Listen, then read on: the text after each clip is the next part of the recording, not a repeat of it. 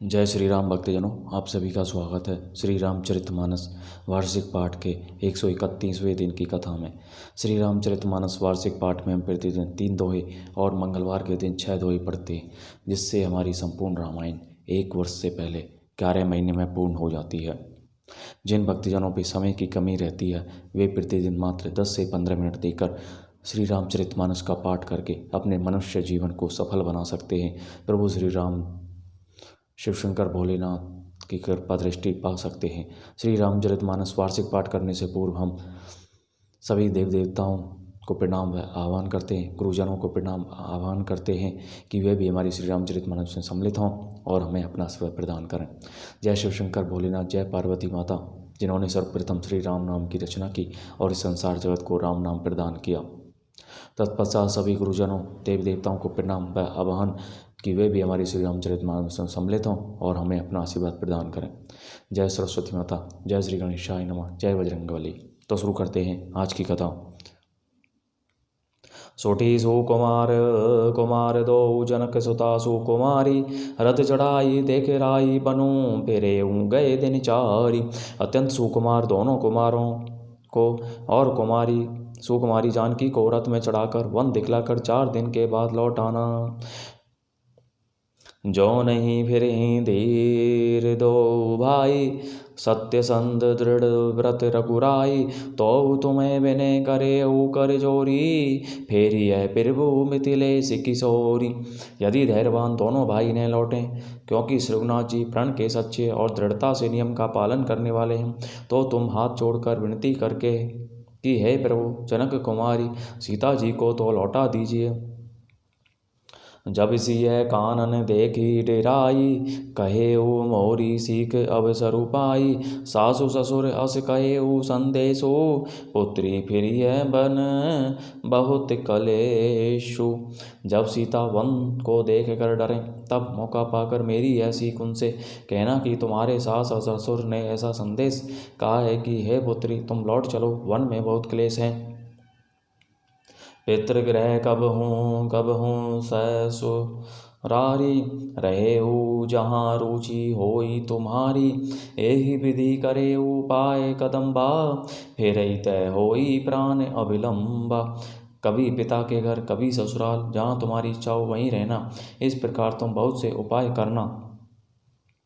यदि सीता जी लौट आई तो मेरे प्राणों को सहारा हो जाएगा। नाही तय मोर मरिनु परिणामा, कछु ने बसाई भय विधि बामा। अस कही मुरिचि बरा महिराओ, राम लखनऊ सिय आनी दिखाओ। नहीं तो अंत में मेरा मरण ही होगा। विधाता के विपरीत होने पर कुछ वश नहीं चलता।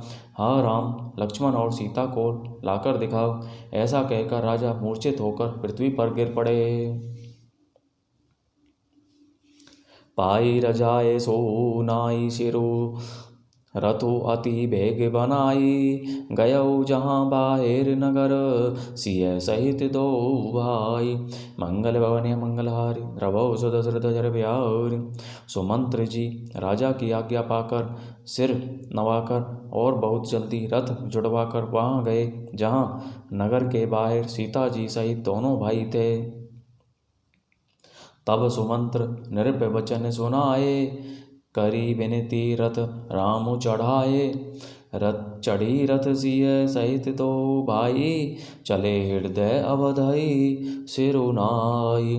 तब वहाँ पहुंचकर सुमंत्र ने राजा के वचन श्री रामचंद्र जी को सुनाए और विनती करके उनको रथ पर चढ़ाया। सीता जी सहित दोनों भाई रथ पर चढ़कर हृदय में अयोध्या को सिर नवाकर चले। चलते रामो लखी अवध अनाथा, बेकले लोगे सब लागे साथा। कृपा सिंधु बहुविधि समुझावही, फिर ही प्रेम बस पुनि फिरी आवही। श्री रामचंद्र जी को जाते हुए और अयोध्या को अनाथ होते हुए देख कर सब लोग व्याकुल होकर उनके साथ हो लिए। कृपा के समुद्र श्री राम जी उन्हें बहुत तरह से समझाते हैं तो वे अयोध्या की ओर लौट जाते हैं, परंतु प्रेम बस फिर लौट आते हैं। लागती अवध भयावनी भारी, मानहूँ काल राति अंधियारी।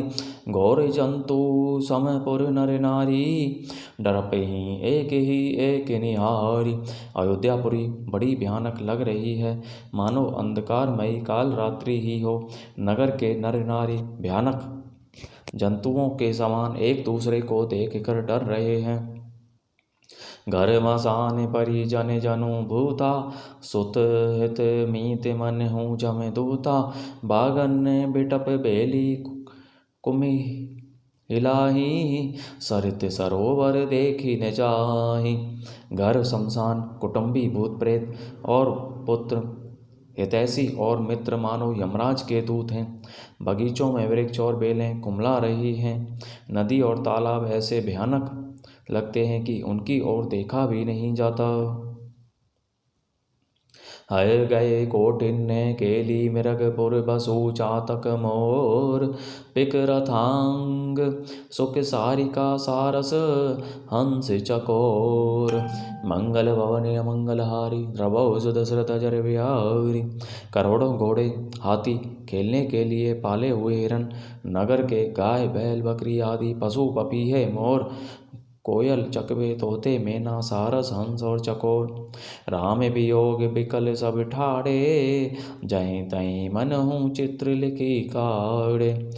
नगेरु सफल बनु गए बर भारी, खग मृग विपुल सकल नर नारी। श्री राम जी के वियोग में सभी व्याकुल हुए, जहाँ तहाँ ऐसे चुपचाप से रोकर खड़े हैं मानो तस्वीरों में लिख कर बनाए हुए हैं। नगर मानो फलों से परिपूर्ण बड़ा भारी सघन वन था। नगर निवासी सब स्त्री पुरुष, बहुत से पशु पक्षी थे। अर्थात अवधपुरी धर्म अर्थ धर्म काम मोक्ष चारों फलों को देने वाली नगरी थी, और सब स्त्री पुरुष सुख से उन फलों को प्राप्त करते थे। विधि कह कई किरातने कीन्ही, जेहि तब दुसह दस हूँ दिसी दीन्ही। सही ने सके रघुवर बिरहागी, चले लोग सब व्याकुल भागी। विधाता ने कैकई को भीलनी बनाया, जिसने दसों दिशाओं में दूषह दावाग्नि भयानक आग लगा दी।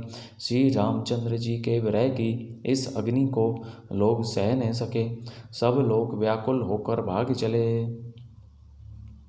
सबहि विचारु कीने मन माहि, राम लखन सिय बिनु सुखु नाहि। जहाँ रामु तहीं सबुई समाजो, बिनु रघुवीर अवध नहीं काजो। सब ने मन में विचार कर लिया कि श्री राम जी, लक्ष्मण जी और सीता जी के बिना सुख नहीं है।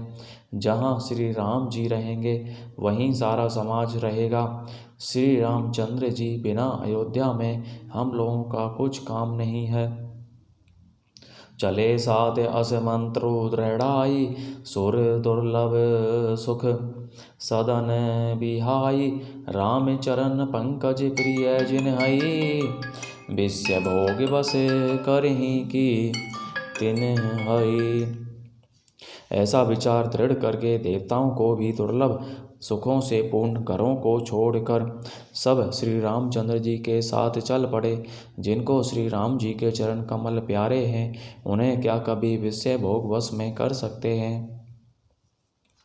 बालक वृद्ध बिहाई गृह, लगे लोग सब साथ।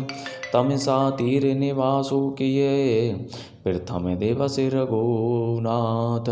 मंगल भवनी अमंगलहारी, द्रवौ सुदशरथ अजर बिहारी। बच्चों और बूढ़ों को घरों में छोड़कर सब लोग साथ हो लिए। पहले दिन श्री रघुनाथ जी ने तमसा नदी के तीर पर निवास किया। बोलो जय श्री रामचंद्र की जय। तो इस प्रकार भक्तजनों, आज की कथा का विराम यहीं पर होता है। बोलो जय श्री रामचंद्र की जय। शिव शंकर भोलेनाथ जय, पार्वती माता की जय। सभी देव देवताओं का बहुत बहुत धन्यवाद जो हमारी श्री रामचरितमानस में सम्मिलित हुए और हमें अपना आशीर्वाद प्रदान किया। बोलो जय श्री रामचंद्र की जय। श्री राम जय जय राम। अभी तक हमने जाना श्री राम सीता जी और लक्ष्मण जी अयोध्यापुरी को छोड़कर वन गमन के लिए प्रस्थान कर चुके हैं और अयोध्यावासी उनके पीछे लगे हुए हैं। इससे आगे की कथा हम कल जानेंगे। बोलो जय श्री रामचंद्र की जय।